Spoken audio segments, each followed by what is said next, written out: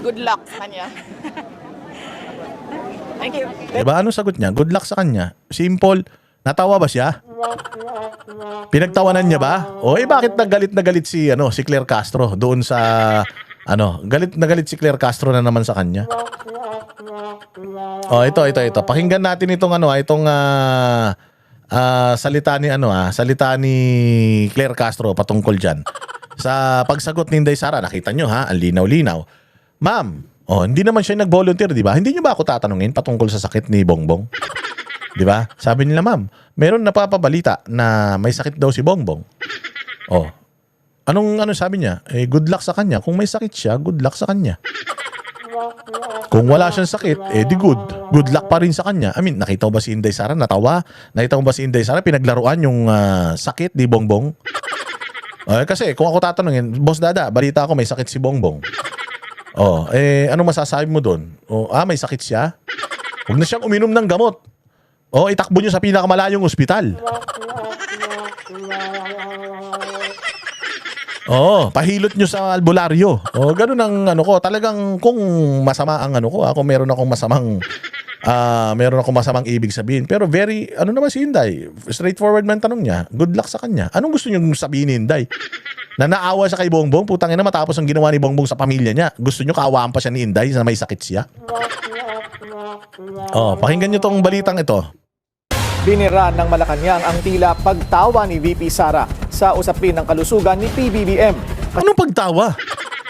Ang tumatawa yung mainstream media, hindi naman si Inday Sara eh. Anak ng tinapay. Anong klase na naman to? Fake news na naman yan. Claire Castro, fake news ka na naman. Sabay niyan, pinahahanap ng palasyo sa publiko si Senador Bato de la Rosa.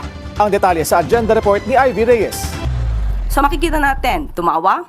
Is that a last laugh mentality? Last laugh mentality ng putang ina. Saan mo na naman kinukuha yung mga pinagsasasabi mo inutil ka? Putang ina, tubobo talaga. Ay, nako Claire Castro. Putang ina, isa ka talagang lihiti mo talaga ang pagka-inutil ng utak mo. Kaya na dapat yung utak mo, i-donate mo na lang.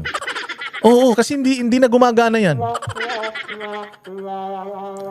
Kakapanood lang natin. Sabi kay Inday, wala na ba kayo ibang tanong? Ma'am, ano pong masasabi niyo doon sa bali-balita na may sakit daw si Bongbong?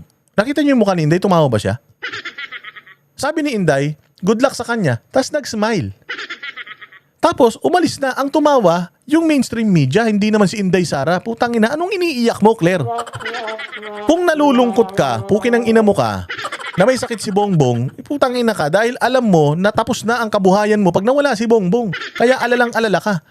Wala nga paki si Inday. Anong magagawa mo? Anong gusto mo maglupasay si Inday na may sakit si Bongbong? Buong Pilipinas nagbubunyi na may sakit yung tao. Inamin mo na may sakit yung tao. Puta, imbis kaawaan. Pinagbubunyi pa ng mga Pilipino. Pinapanalangin nga. Sana huling gabi niya na ngayon eh. Bakit na naman si Inday na naman ang may kasalanan? Itinanong lang naman siya ng mainstream media kung anong masasabi niya. Anong gusto mo sabihin niya? Bongbong, magpagaling ka. Kung nasan ka man, yan tumbong mo, paganahin mo. Sana bukas, makatai ka na ng maayos. Pwede ba naman sabihin ni Inday yun? Hindi naman siya doktor, hindi naman sila close, hindi naman sila magkaibigan. Anong gusto mo? Anong ini-expect mo na isasagot ni Inday doon sa tanong na, ma'am, meron daw pong sakit si Bongbong. Anong masasabi mo? Get well soon? Inanto gago? Tarantado rin talaga to eh. Or mockery of misery? Anong mockery of misery? Tinan mo yung itsura ni Inday. Taraw sa body language ni Vice President Sara Duterte ang ibig sabihin nito ng Ang body language, pukin ng ina ka. Napakabobo mo, Claire Castro. Yung verbatim nga, hindi mo maintindihan. Yung comprehension mo, ang hirap mo ngang umintindi ng yung literal, yung mismong sinasabi ko, yung upfront na sinasabi ko, straightforward na sinasabi ni Inday Sara, hindi mo nga matanggap eh. Babasahin mo pa yung body language niya. Puta, hindi ka naman psychology. Hindi ka naman psychiatrist para magbasa ng mga gestures. Inutil ka. Nakita mo ba si Inday? Naggano ng buhok. Tapos, good luck. Nakita mo ba siya tumawa? Wala namang ganun. Wala naman siya sinabing mamatay na siya. Mamatay ka na sana. May sakit ka na pala. Di ituloy-tuloy mo na. Kung mamamatay ka bukas, ba't hindi pa ngayon? Ba't hindi siya gumanon? Di ba? Kayo, basahin niyo yung body English or body language ni Inday Sara. Meron ba siyang maling ginawa dyan? Ito ang patunay talaga na si Claire Castro. Wala nang iba, wala na talaga siyang, basta Duterte, putang ina, kahit maayos naman, pangit sa kanya. Alam mo, hindi na problema yung body language, hindi na problema yung manner ng pagsagot niya. Ang may problema yung utak mo, Claire Castro. Putang ina, pa-check up mo yan, baka may mga amag na yan. Wala ka nang utak, inaamag pa yung utak mo. Ano ba naman yan? Putang ina, baka pag in-x-ray ka, sabi ko sa'yo, tumagos hanggang kabilang kanto yung x-ray. O, pag in-x-ray yung utak mo, tinutok dito yung makina ng pang x-ray. Tring! Pagbukas nila on. Tring! Putang ina, ang makikita yung utak ng kapitbahay. Wala kang utak, Claire. Punyeta ka. Ang ayos-ayos naman ng dito, Inday Sara dito. Duterte ang ibig sabihin nito nang matanong tungkol sa kanyang opinyon sa usapin ng kalusugan ni Pangulong Bongbong Marcos. May kasama raw pagtawa ang sagot ng bise. Pareho raw walang basihan ang tanong sa bise at sagot naman ito sa media, kaya tinawag na irresponsable ng palasyo ang pananaw ni VP Sara. With regards sa health ni PBBM. Now, Sino ba tumatawa? Ang tumatawa yung mga media eh. Ang tumatawa yung may mga hawak na camera ng mga cellphone. Tumawa ba si Inday? Nakita nyo, he. Gumanon ba si Inday? Hindi naman. Anak ng tinapay ka, Claire Castro. Malala na yung sakit mo sa utak, Claire. Palagay ko, putyang ina, kung meron ka rin sinisingot, itigil mo na yan. Oo, nakakakita ka na ng mga bagay na hindi mo nakikita. Natutulad ka na kay Bongbong. Nakikipag-usap ka na siguro sa kung kani-kanino masasamang espiritu. medyo, ano na lang, malubha.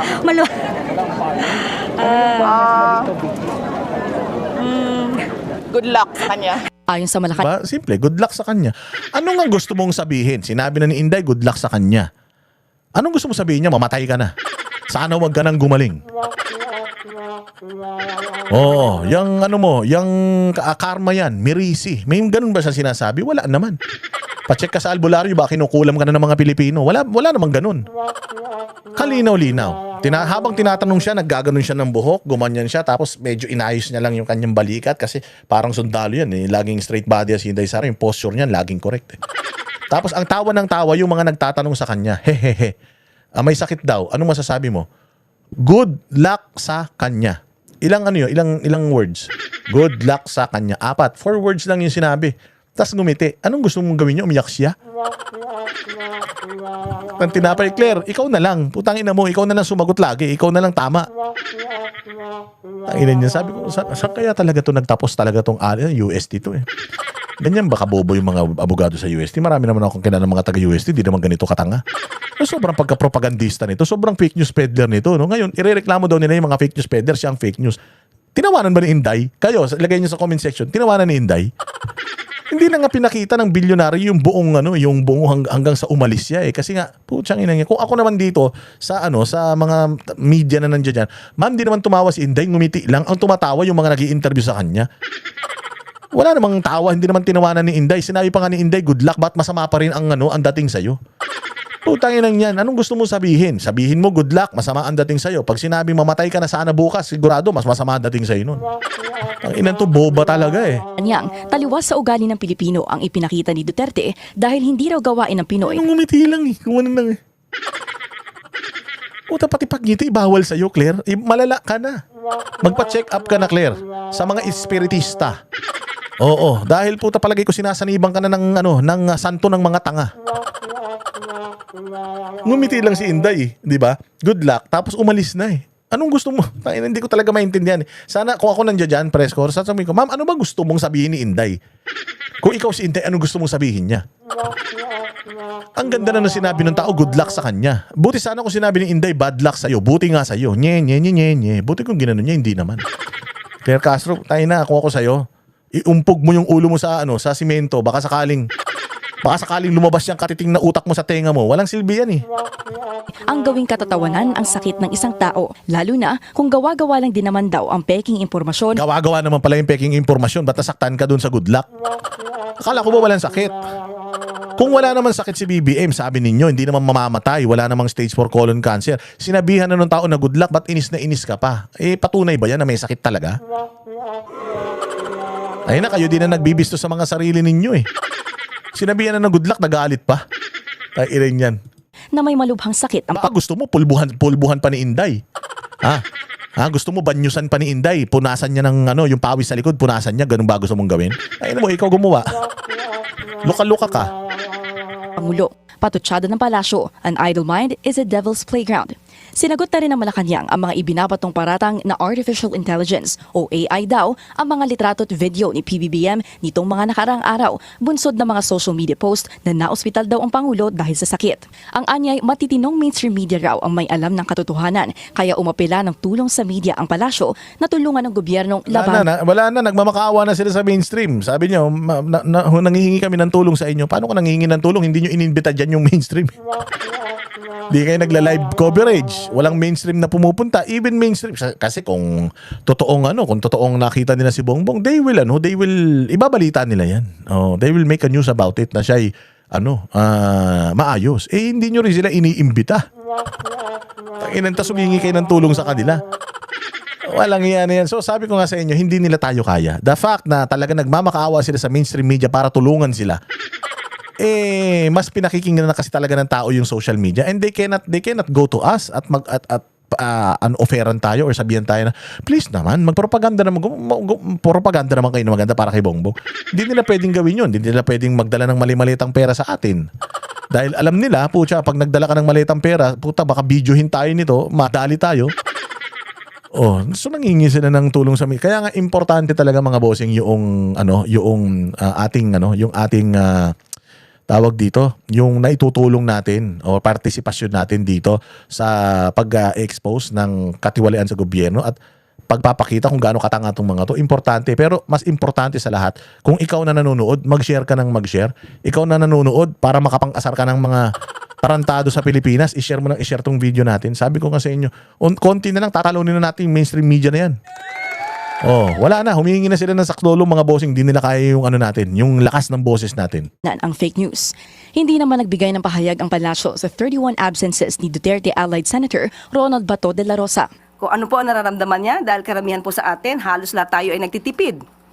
Sa kanya po nyo siguro itanong yan kung inyo po siya mahahanap. Tanging si De La Rosa lang daw ang makakapagkomento sa kanyang attendance sa Senado. Para sa agenda. Buti naman. Kala ko pati sasagutin mo. Tangina, wala ka namang alam dyan. Di ba? Tarantado talaga eh. Kami ang boses ng masa, hindi natatakot. Katotohanan lang, di kami nalulunod. Walang bahid ng sismis, lahat ay totoo. Kahit sino ka pa, pag mali ka babanatan ka. Walang pinipili kulay, wala kaming kinikilingan.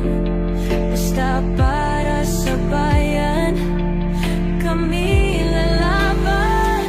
Pag tama palapakan, pag mali banatan. Di matitinag, di matatakot, para sa bayan tuloy ang sigaw. Sa harap ng kamera, walang halong takot. Mga baluktot, lahat kayo'y tutumba. Ang hustisya at totoo, yun lang ang mahalaga. Kahit sinong harang, di kami matitinag. Walang pinipiling kulay, wala kaming kinikilingan. Basta para sa bayan, kami lalaban. Pag tama palapakan,